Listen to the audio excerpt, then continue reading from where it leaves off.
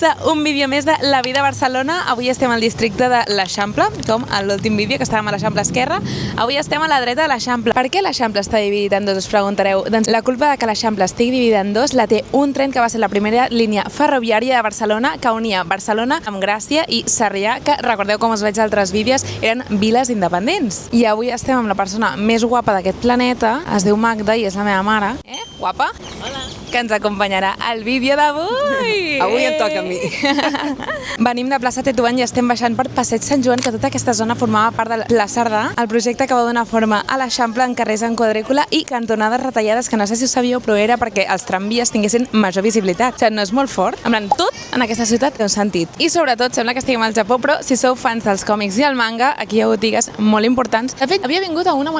el Norma Còmics. El Norma Còmics, jo havia vingut aquí a inspirar-me també a projectes de la uni. Si és que m'havia recorregut moltes llibreries, per la uni. Molt de disseny i moltes llibreries.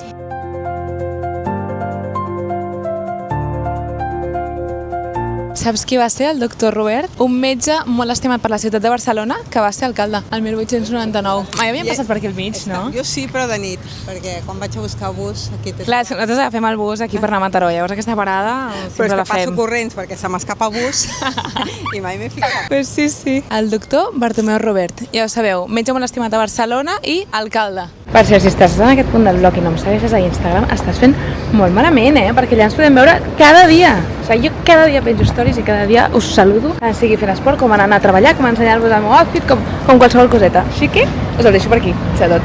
Seguiu-me, Jo estic enganxada. Enganxada de què? Seguir-te. Anda, no serà perquè ets la meva mare. Perquè m'agrada.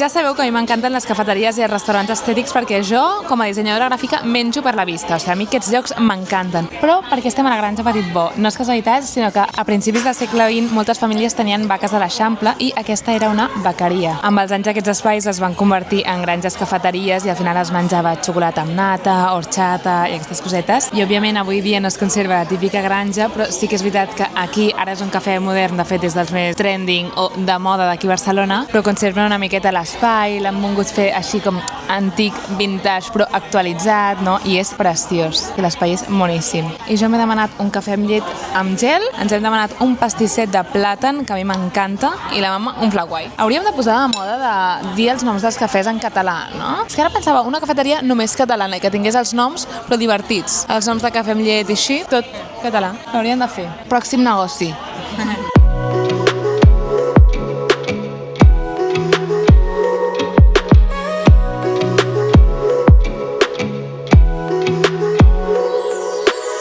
Acabem d'entrar a aquesta botiga que ara us ensenyaré, però venen a mobles, rajoles, portes antigues, de segona mà, precioses. D'aquí a Barcelona fan una secció increïble. Però és que no t'ho creuràs, o sigui, aquesta porta l'estaven traient l'altre dia de l'edifici on jo treballo. L'altre dia els meus pares buscaven una porta així per casa, no tan enorme, òbviament, perquè no ens hi cap, però l'estaven traient de l'edifici de Diagonal on jo treballo i els vaig enviar una foto als meus pares i els dic, aquesta porta és preciosa, tal. I està aquí, és la mateixa. Quina gràcia, no? El destí. Però ara la mama us explicarà a on som, el seu tresor. És una botiga que venen coses de segona mà, de cases que s'han derruït, de que s'han tirat, i llavors hi ha rajoles antigues que llavors t'ho restauren, no? Vull dir que si veieu, mira, és una quantitat de rajoles brutal, és guapíssim i tot és antic, i llavors hi ha portes, hi ha piques. Mira les piques, quina passada. passada. Les antiguitats, això és... El paradís.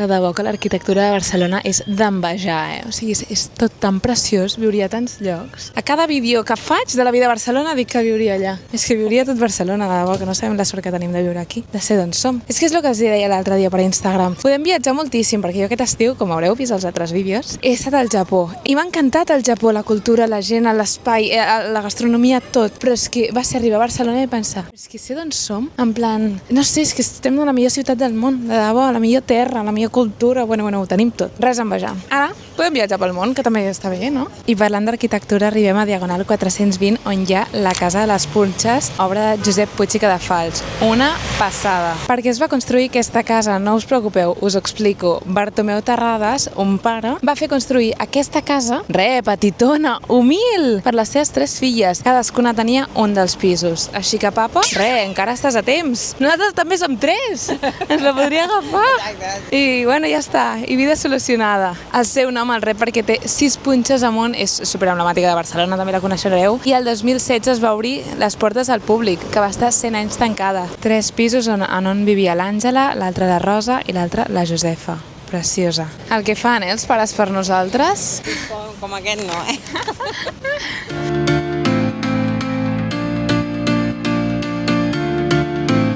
I una parada també obligatòria, al Baluart, per comprar pa. El preferit de la mama, el de panses, a mi m'agrada qualsevol. No hi ha el que t'agrada? Oh, pues res, marxem. Però jo us l'he ensenyat. És que la mama és la directora del blog. A mi em veieu aquí, la cara visible, però la mama és la directora. Sí. Ole, ole, ole!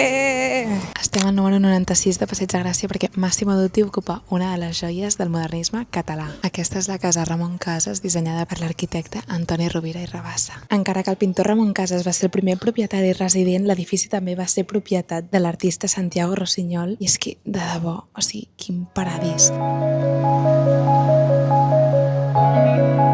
El 2016 Massimo Dutti va obrir la botiga més gran d'Espanya aquí, amb 2.000 metres quadrats de botiga. La marca va realitzar una rehabilitació respectuosa amb l'arquitectura original i es poden trobar tresors com aquests a la botiga. Una passada. Imagina't tenir aquesta xemeneia a casa, de debò. I avui no sé per què està tancat, però aquí tenen un pati que es veu bastant gran part de la illa interior i és preciós. A més, sé que a vegades han fet pop-ups d'algunes cafeteries i tal. És boníssim, no sé, no només per comprar, sinó per visitar. És una passada. Noies, ens trobem a Passeig de Gràcia, un dels carrers més emblemàtics de la ciutat de Barcelona. Amb l'arribada del Pla Cerdà es va convertir en un bulevard per la burgesia, ple de carrers amples, de botigues elegants, arquitectura modernista increïble. I estic aquí davant de la Illa de la Discòrdia, que aquí darrere tinc la Casa Batlló i la Casa Matller. Per què? Perquè vaig parlar d'ella en el vídeo de l'Eixample Esquerra, però no, nois, aquesta obra d'art pertany a la dreta de l'Eixample, que és increïble. Bueno, ja us vaig parlar d'elles i hauríeu d'haver vist el vídeo a YouTube, si no, hi aneu ara. I de debò que és uns dels tresors de Barcelona i ho torno a dir, si no heu entrat a la Casa Batlló, heu d'entrar, perquè és una passada. I continuem el tour per aquí. Què? A Torrons Vicenç. No! La mama sempre va allà a provar el torronet que donen. És que em venen a buscar fora. Sí, clar. Sí, clar. És que és tremenda. Et jo per aquest, va. Gràcies. La mama m'ha enganyat, vale? És que em venen perseguint, sempre. Sí. La veuen i surten. Claro. I noies, fent un passeig per aquí, tanco el vídeo. Moltíssimes gràcies per ser aquí un dia més. Si us ha agradat el vídeo, no us oblideu de donar-li m'agrada i subscriu-vos al canal, que em faria molta il·lusió. Em podeu tenir cada dia a Instagram, que us el torno a deixar aquí, si no m'heu seguit abans. I res, que moltes gràcies de nou per ser aquí i ens veiem al pròxim vídeo. Sobretot, si tens algun lloc per recomanar que creieu que he d'ensenyar per aquí, us llegeixo als comentaris. Mua! Adéu!